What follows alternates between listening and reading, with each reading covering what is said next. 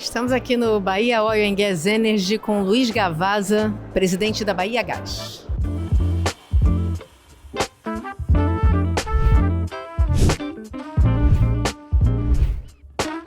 Gavazza, obrigada. Mais uma vez, um prazer estar contigo aqui na Bahia. Gavazza, eu queria perguntar primeiro uma novidade aí do gasoduto Sudoeste. Você falou que tem uma novidade aí sobre o primeiro e segundo trecho. Como é que tá? Vai ter inauguração? Olha, é uma alegria muito grande poder estar falando aqui com vocês. Você sabe, Roseli, que eu destaco muito o papel da imprensa temática que vai direto ao assunto, que aprofunda os assuntos. É um espaço importante, não é? Da gente poder estar conhecendo o que está no ambiente de negócios e também podendo expressar aqui essa realidade nossa de forma que a gente fica muito convencido de que vai ser um diálogo com a sociedade interessada na matéria. Portanto, eu valorizo demais a Brasil Energia e a atuação de vocês nessas feiras aqui. Segundo lugar, falar do orgulho nosso de poder estar nessa 4ª edição do Bahia Oil and Gas Energy. A gente apostou nesse projeto desde o primeiro momento, não é? E até o orgulho de poder hoje ver que, como patrocinadores master, nós fomos substituídos pela PetroRecôncavo, que é uma querida do nosso mercado, porque começa por aí dizendo que a PetroRecôncavo, ela expressa bem uma das apostas importantes que a Bahia Gás fez, que foi buscar incentivar o pequeno produtor, a pequena produtora, e a gente, com isso, está tendo como resultado positivo a revitalização da bacia onshore do Recôncavo Baiano, uma bacia sedimentar importante, não é? E também eu acho que vamos evoluir muito nos próximos anos com as implementações de produção na bacia do Tucano Sul, outra grande bacia sedimentar importante do Nordeste e aqui da Bahia. Isso tudo leva a um quadro de diversificação do nosso portfólio de supridores, de tal modo que hoje a gente tem 80% do gás contratado para atender nosso mercado, que é oriundo do onshore nordestino, que além da Bahia a gente tem a bacia sedimentar de Alagoas, que é uma fonte importante do gás não associado. Temos também a bacia Potiguar, no Rio Grande do Norte, de modo que 80% vem daí. Agora, dentro desses, 60% na prática, 59% e pouco, é do onshore baiano, não é? Isso é bem importante. Bom, mas de fato, como você diz, a novidade, o que está na ordem do dia nossa agora, é exatamente a gente poder, ainda na virada desse primeiro para o segundo semestre, ainda em junho, podermos apresentar ao governador para a inauguração o primeiro e o segundo trechos do projeto Gasoduto Sudoeste e também a unidade de rede local para a área industrial de Vitória da Conquista. Nós estamos com esse movimento empreendendo o 4º movimento de interiorização da Bahia Gás. O nosso presidente do conselho, o competente Marcos Cavalcante, que é hoje o secretário de PPIs da Casa Civil da Presidência da República, o Marcos ele brinca e nos provoca positivamente, dizendo que o gás natural ainda está na fase, né, equivalente às capitanias hereditárias, pelo litoral e no máximo nas regiões metropolitanas. Mas a gente precisa dos bandeirantes para interiorizar o gás. Então esse 4º movimento corresponde a esse esforço. Nós chegamos anteriormente, estávamos no polo industrial de Camaçari, que surgiu como polo petroquímico. Nós, com a inauguração do Gazene, nós fomos ao sul e ao extremo sul, mas a gente antes tinha ido à região de Alagoinhas, que é o litoral norte e agreste baiano, a região de Feira de Santana, que é o Portal do Sertão, mas nesses territórios nós ficamos nas cidades polo, não interiorizamos mais no seu entorno. Agora, com o 4º movimento, que é o Gasoduto Sudoeste, nós estamos recebendo gás da TAG no Citygate, na estação de entrega em Itajibá, fronteira com Ipiaú, ambas separadas pelo Rio de Contas. Ali tem nossa estação de transferência de custódia, a gente assume a titularidade do gás, e depois nós vamos para falar dos equipamentos principais para a estação de distribuição em Jiquié. Jiquié nós temos um mercado razoável, não é? Que é o mercado da indústria alimentícia, a indústria têxtil, postos de combustível, já temos um contratado, 2 contratados e um já entra em operação junto com o gasoduto. Depois nós vamos a Maracás, de Jiquié para Maracás, nós temos a Vanádio, a Largo Resources, né? Popular Vanádio Maracás, que é nada mais nada menos do que a terceira mina de vanádio em eficiência no mundo. E a gente acha que ela vai ficar a primeira a abastecer com gás natural. O ramal da vanádio ainda não está pronto, está em construção, mas a gente vai inaugurar tudo que já está estruturado e concluído de obras. E aí, de um gasoduto que em linha contínua apresenta 306 quilômetros, mas tem as obras paralelas, né? A estação vai mais 10 quilômetros aqui, a de... Sinais, né? Os afluentes. Exatamente. A de Maracás, da Vanádio, ela é de 21 quilômetros. Então são outras estruturas laterais que também somadas ampliam muito a nossa quantidade de gasodutos estruturados e construídos. O investimento vai a 440 milhões do que já está concluído e nós devemos alcançar 800 milhões em mais 2 anos quando concluirmos o terceiro trecho. Tudo isso traduz numa pauta importante, numa demonstração de que a energia é um insumo insubstituível na expansão das unidades de negócio, do desenvolvimento.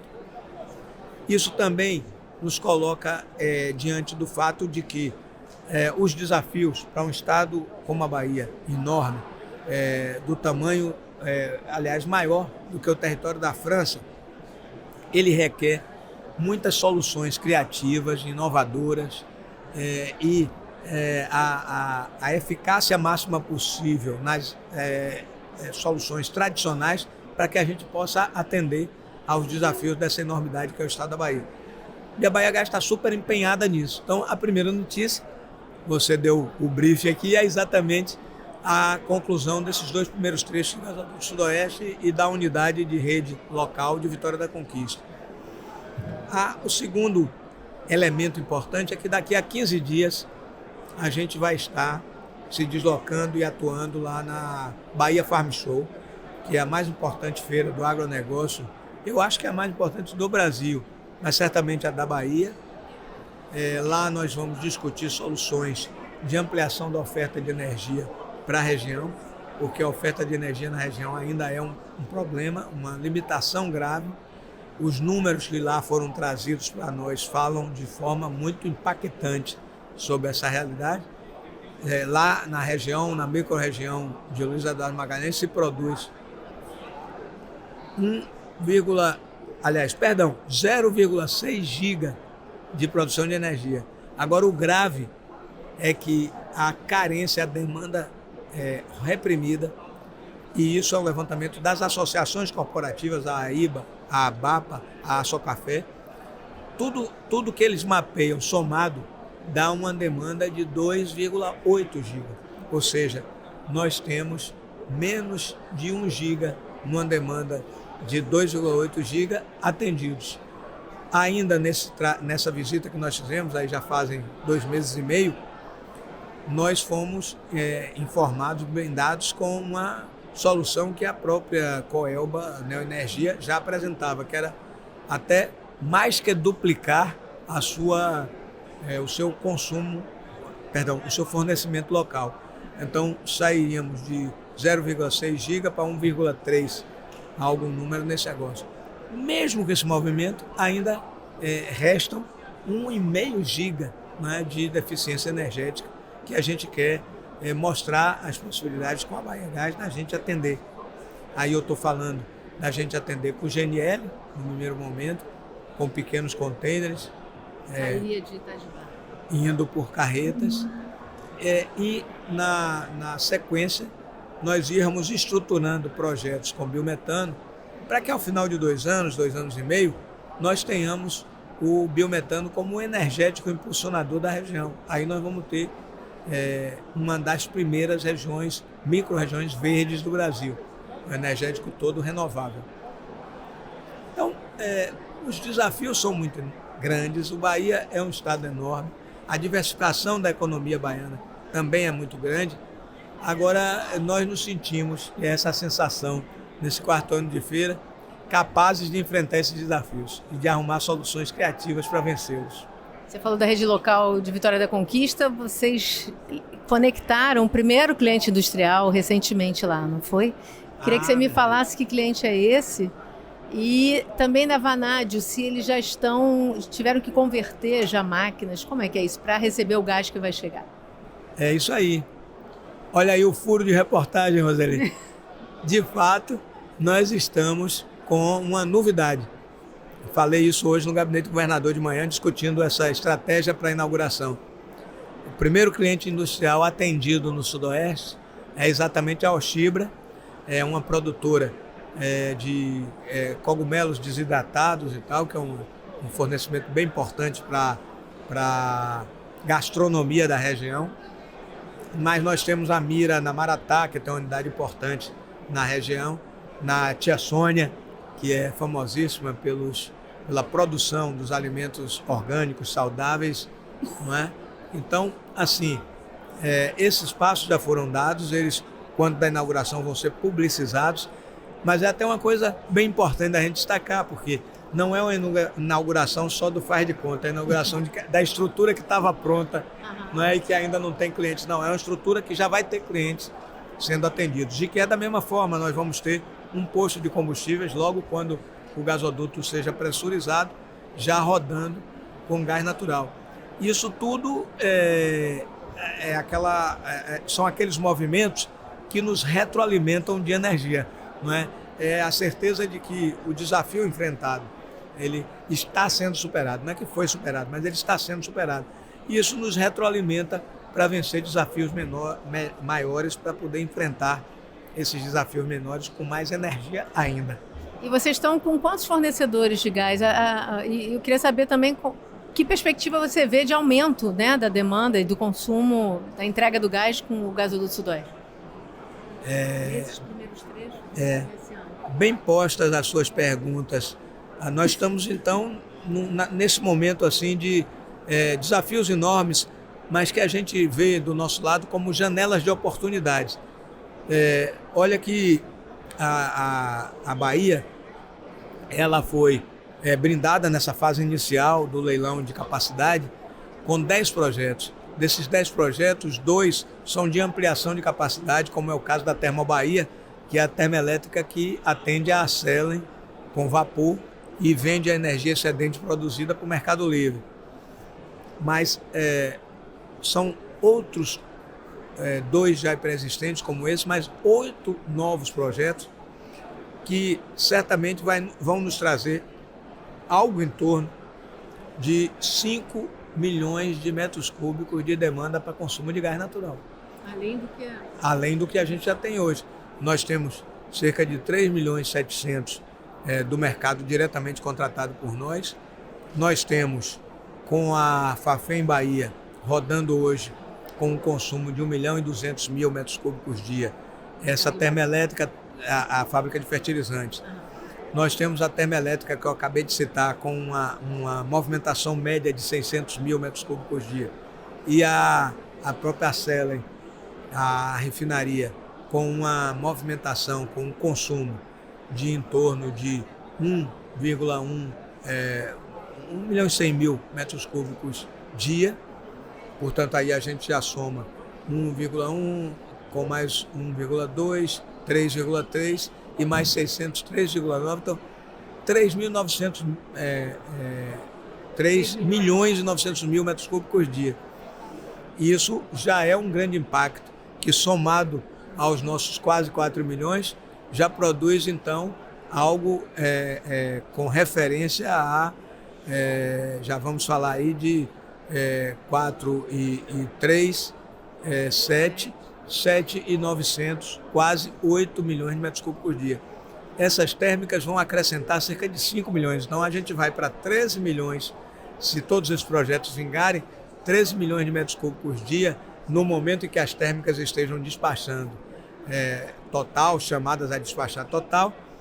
E isso já é um pouco mais da metade do que a distribuidora mais forte do Brasil, que é a Comgás Paulista, onde a tradição de uso do gás natural é de mais de 150 anos. Então isso nos traz muito orgulho e também demonstra que há muita demanda reprimida.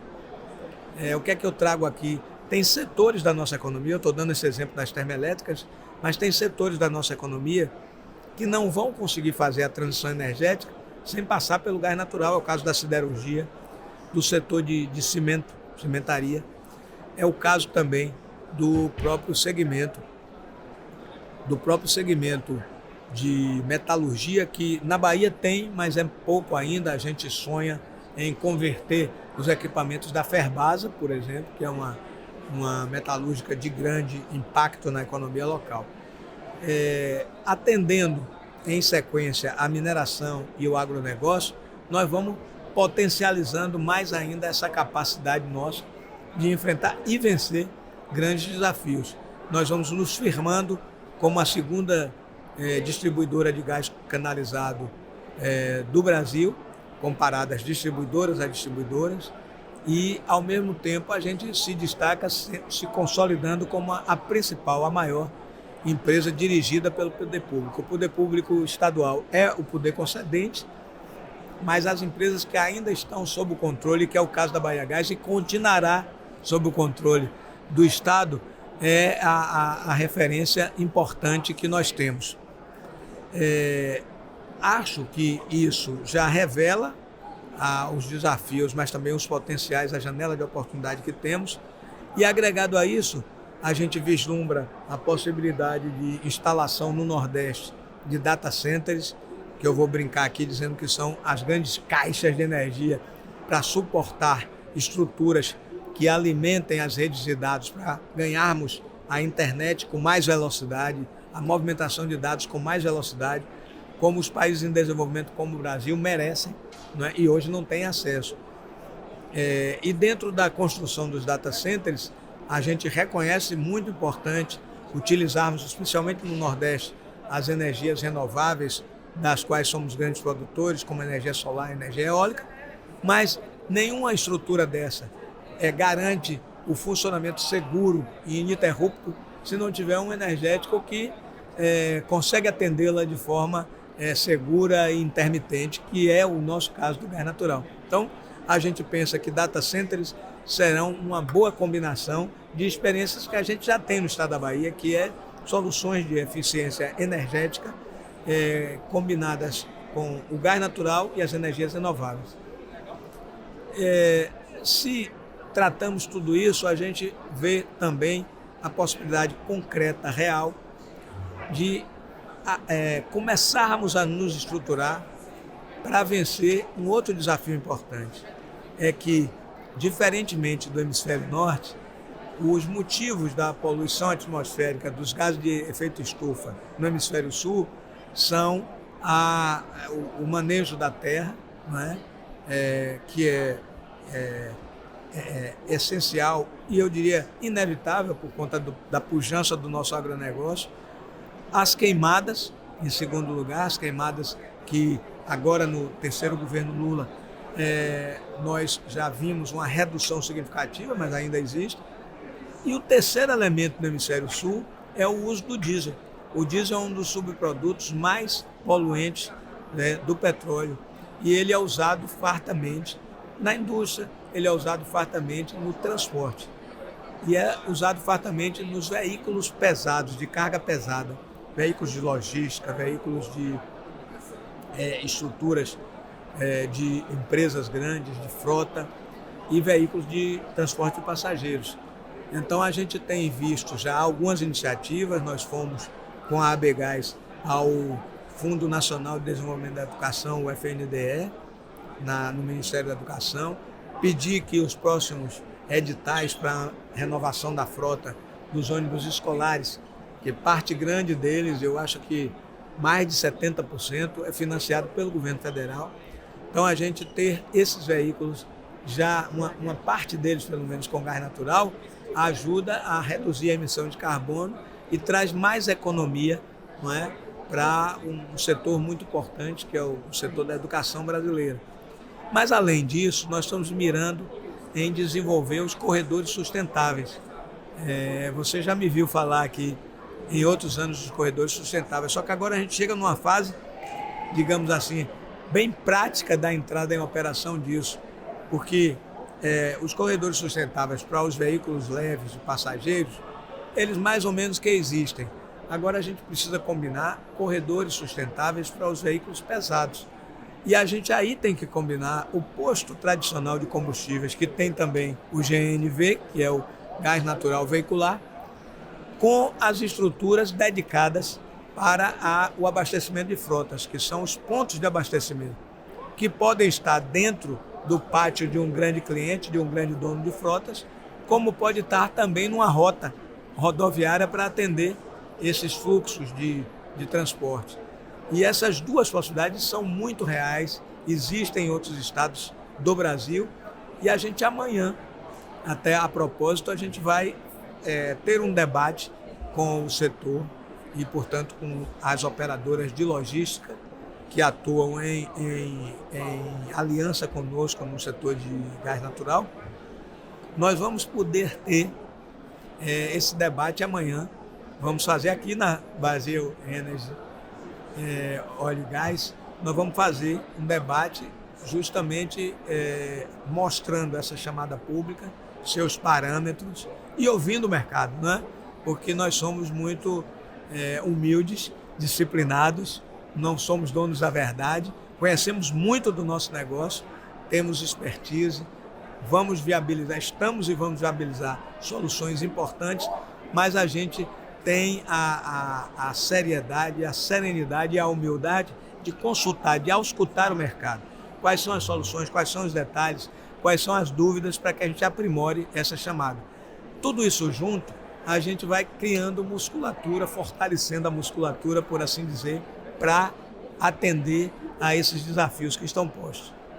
Um último desafio que eu acho que entra nessa equação, que tem sido muito discutido, é o preço do gás. Como é que você está vendo? Você está me falando de uma demanda reprimida, né, enorme, de uma demanda que já vai se concretizar com os novos trechos do gasoduto. A indústria está absorvendo, está conseguindo absorver esse gás com preço alto, como o mercado todo reclama, né, e pede que abaixe.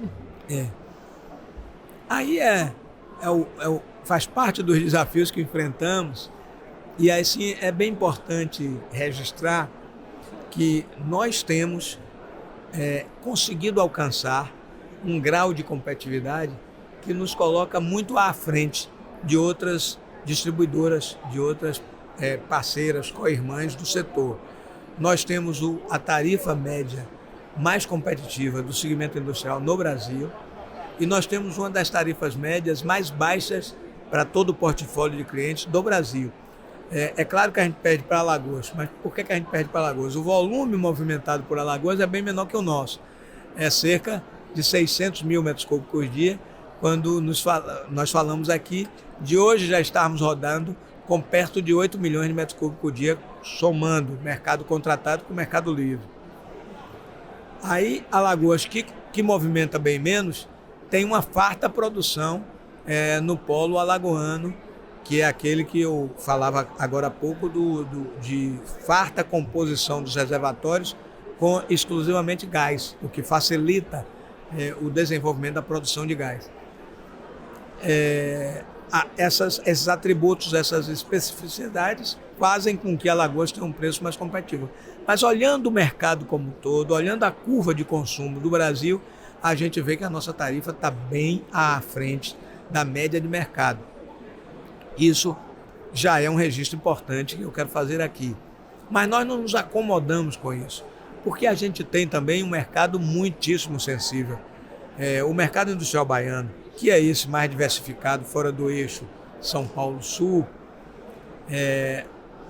na verdade, ele é um mercado muito diversificado, com uma presença muito forte da indústria petroquímica, química e petroquímica, E isso é um dado positivo, porque não existe nenhuma nação que se desenvolveu no mundo que não tenha a sua indústria química e petroquímica pujante, não é, para tornar essa economia, digamos assim, bem amparada, né, numa articulação importante de cadeias de negócio, mas que são indústrias, que é um segmento industrial que é muito sensível aos preços do insumo energia no mercado internacional.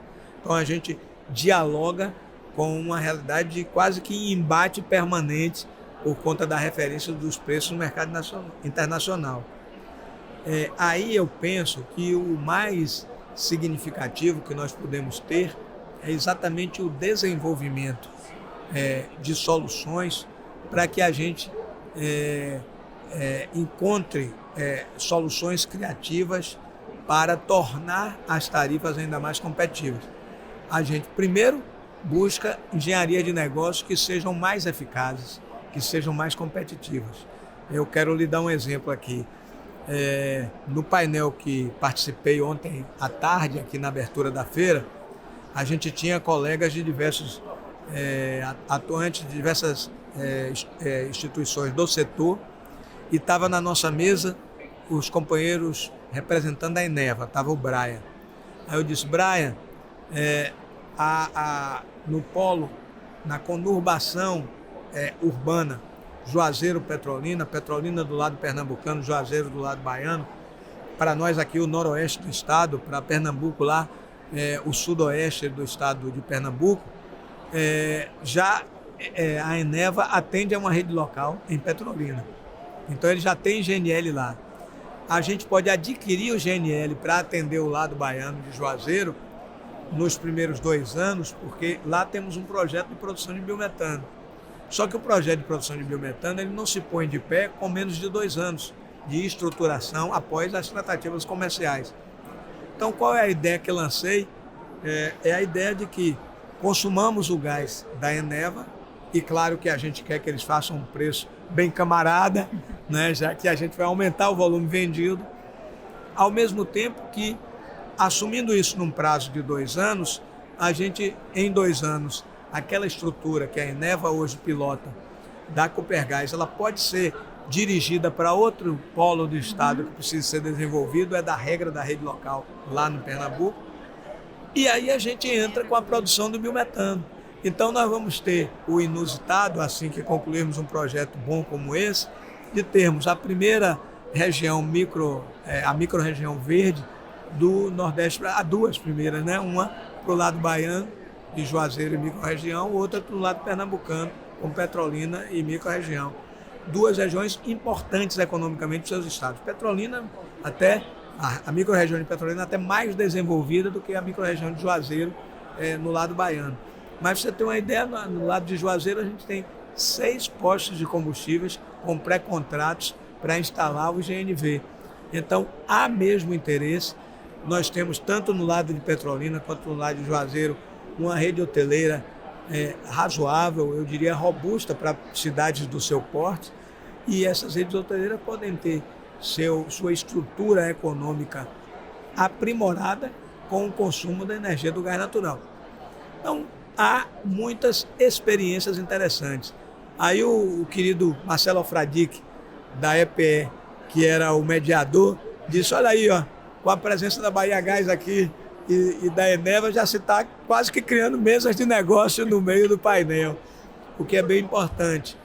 Da mesma forma que a gente pode levar soluções para o oeste da Bahia, chegando lá primeiro com o GNL, e em seguida, também tendo como referência esse prazo de 2 anos, a gente indo à produção do biometano, até porque as fontes naturais para a produção do biometano nessas regiões fortes do agronegócio, elas são múltiplas. Você tem do aterro sanitário, dos resíduos sólidos urbanos, passando pelos resíduos agrícolas, em grandes fronteiras agrícolas, indo para os resíduos agrosilvopastoris.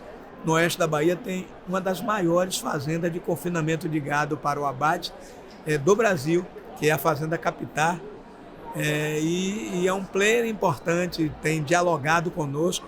Nós estamos financiando agora um estudo da Cibiogás, nessa próxima ida nossa com a feira Bahia Farm Show, estamos financiando o estudo da Cibiogás para diagnosticar a solução para essa produção de biometano via o insumo agrosilvopastoril da Captar.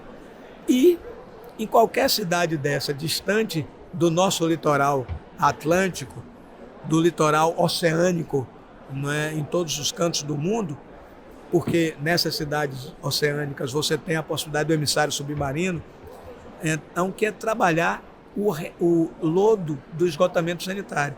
No emissário submarino na cidade litorânea, você leva aquele punhado de lodo para o meio do oceano, é uma gota d'água no oceano, para usar o jargão popular, não polui tanto e ali se dilui.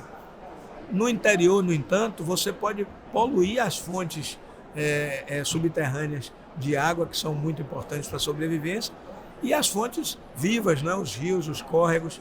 Então, lá temos que tratar mesmo, não é, para fazer como foi o exemplo da Suécia pós Segunda Guerra Mundial, que na crise de energia, embora seu território não tenha sido tão afetado pela guerra, pela Segunda Guerra Mundial, mas a economia de todos na Europa foi afetada. Então, os suecos, país nórdico, com a maior parte do seu território, a maior parte do ano, em regiões com frio intenso, temperaturas abaixo de zero, eles precisam muito da energia para a calefação, para a sobrevivência, para a vida, não é? E aí eles encontraram, estudando, não é? Portanto, eu estou falando lá na década de 50, estudando a solução de superar a carência de energia com a produção local, desenvolveram estudos e foi o primeiro lugar do mundo onde o esgotamento sanitário foi usado para produzir biometano.